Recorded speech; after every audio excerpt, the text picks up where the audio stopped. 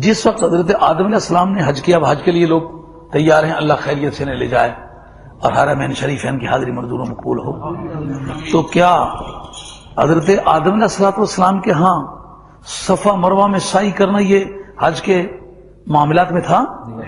نہیں تھا نا. تو ان کا حج تو اس کے بغیر ہو گیا، تو باقیوں کا حج اس کے بغیر کیوں نہیں ہوتا؟ سمجھنے کے قابل ہے کہ نہیں؟ وہ پیغمبروں کے اعمال کے شامل کر لیے گئے. میں کہتا ہوں پیغمبروں کے اعمال نہیں، مطلقاً آل اللہ کے اعمال. سیدہ ہاجرہ کچھ ہوں، پیغمبر نہیں ہیں، ولیہ ہیں، ولیہ دوڑی ہیں. تو ولیہ کو حج کے معاملات میں ایسا درجہ دینا کہ سعی جو ہے یہ واجب ہے فقہا کے ہاں. اور ایک جگہ اختلاف کیا امام صاحب سے، امام شافعی رحمۃ اللہ علیہ، کہ لیسا علیکم جناح، کہ تم پر کوئی گناہ نہیں ہے کہ ان یطوف بہما، کہ ان دونوں کا طواف کر لے. تو قال لا جناحہ کے ساتھ جو نفی آتی ہے یہ اباحت کے لیے آتی ہے. امام شافعی رحمۃ اللہ تعالی علیہ کا یہ جملہ ہے، وہ کہتے ہیں اباحت کے لیے آتی ہے. تو حضرت امام شافعی رحمۃ اللہ کو امام حنیفہ کہتے ہیں یہ جو آتا ہے کہ سفر میں جاؤ تو تم 4 کی 2 پڑھ لو، لا جناح علیہ کہا ہے. اللہ چار ہوتی نہیں، سبحان اللہ، ہوتی تو ہے. ان کے ہاں بھی 2 قول ہیں امام شافعی کے. امام شافعی کا ایک قول وہ ہے جس پر کچھ طبقہ آج بھی عمل کرتا ہے کہ سفر پر جانے میں اس کو تخیر ہے، چاہے تو پوری نماز پڑھے، اور وہ اسی بات کو کہ لا جناح علیکم ان تقصروا من الصلاۃ، کہ تم نماز کو تھوڑا کر لو، چھوٹا کر لو سفر کی حالت میں ہو. تو ایک طبقہ آج بھی اس پر عمل کرتا ہے، لیکن امام شافعی سے اس کا رجوع بھی موجود ہے. وہ کہتے ہیں لا جناح کا جو قاعدہ میں نے سمجھا تھا وہ غلط سمجھا ہے، اس لیے کہ جس وقت کوئی اس کو گناہ سمجھتا ہے نا، اس کے عقیدے کو رفع کرنے کے لیے لا جناح اگر بولا جائے تو یہ عدم وجوب پر دلالت نہیں کرتا، کیونکہ صفا مروہ پر ایک واقعہ اور حادثہ ہو گیا ہوا تھا جس کی وجہ سے لوگ وہاں جانا گناہ سمجھتے تھے. وہ کیا تھا؟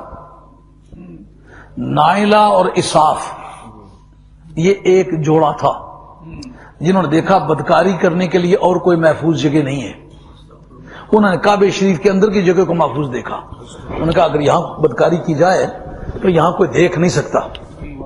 تو جس وقت انہوں نے اندر گھس کے بدکاری کی تو ان کو متحجر کر دیا گیا، جس کو انگریزی میں فسلائز کہتے ہو، پتھروں میں تبدیل ہو جانا. پتھر میں تبدیل ہو جانا، اس سے بھی طلاق واقع ہوتی ہے. ہاں،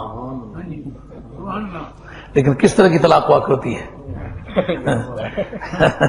نکاح سے تو فارغ ہو جاتی ہے، عدت کس طرح کی بیٹھے؟ ہمارے فقہاء نے لکھا ہے کہ اگر وہ پتھر میں تبدیل ہو مگر کسی حیوان کی شکل میں ہو تو متعلقہ کی عدت بیٹھے. ہاں، جہاں متعلقہ کی عدت ہوتی ہے. اور اگر وہ کسی ایسی شے کی شکل میں بدل جائے جو حیوان نہ ہو تو پھر بیوہ کی عدت بیٹھے، پھر ایسا جیسا مر گیا ہے. یہ فرق ہے. یہ بدایت المجتہد و نہایت المقتصد کے اندر ابن رشد نے، یہ مذاہب اربعہ کے تقابلی مطالعے کی کتاب ہے، اس کے اندر لکھا ہے. اچھا، یہ طے ہو گیا. اب جناب ان کی شکل بدل گئی، شکل صرف نہیں بدلی، پتھروں میں تبدیل ہو گئے. انہوں نے عبرت پذیری کے لیے ایک کو صفا پہ رکھ دیا، ایک کو مروہ پہ رکھ دیا. اب جس وقت مسلمانوں کو بت پرستی سے نفرت ہوئی، بت پرستوں سے نفرت ہوئی، ان جگہوں سے بھی نفرت ہونے لگی جہاں بت پرستی ہوتی تھی. انہوں نے کہا ہم صفا مروہ پر نہیں جاتے، یہاں بت پرستی ہوتی تھی. جیسا آج کا بہانہ ہے، ہم جی بری شالطیف کے اس لیے نہیں جاتے کہ وہاں بدی کا مرکز بن گیا، لوگ وہاں کے بدیاں کرتے ہیں.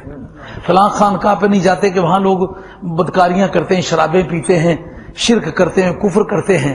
تو وہ جگہ تھی تو برکت والی، ہمیں جانا تو چاہیے تھا، مگر چونکہ وہ برائی کا اڈا بن گیا، مرکز بن گیا ہے، اس لیے ہم ان مقامات مقدسہ پر نہیں جاتے. سوال سمجھ آیا؟ بڑا خوبصورت فریب ہے یہ. اس فریب میں بڑا تقدس ہے. مگر اس وقت قرآن مجید نے کہا کہ اگر اچھے مقامات پر برے کام کرنے کی وجہ سے کوئی جگہ بری ہو جائے تو سب سے زیادہ کعبے کو برا ہونا چاہیے تھا، کیونکہ جتنی یہاں پوجا ہوئی ہے پتھروں کی اتنی تو کسی جگہ بھی نہیں ہوئی. ایک چھوٹی سی جگہ میں 360 بت تھے. سبحان اللہ. اگر برے کام کرنے کی وجہ سے یہ برا نہیں ہوا تو برے کام کرنے کی وجہ سے وہ بھی برے نہیں ہوئے.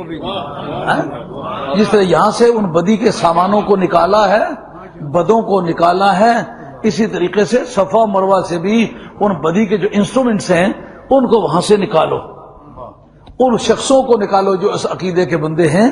لیکن یہاں تو میری پیاری بدی دوڑی ہیں، اس کو ہم برا نہیں کہنا چاہتے. اس سے پتہ چلا اچھی جگہوں میں، کل اگر مسجدوں میں کوئی شراب پینا شروع کر دے تو شرابوں کو مسجدوں سے نکالو گے یا مسجدیں ہی چھوڑ دو گے؟ مسجدیں رہیں گی. خانقاہیں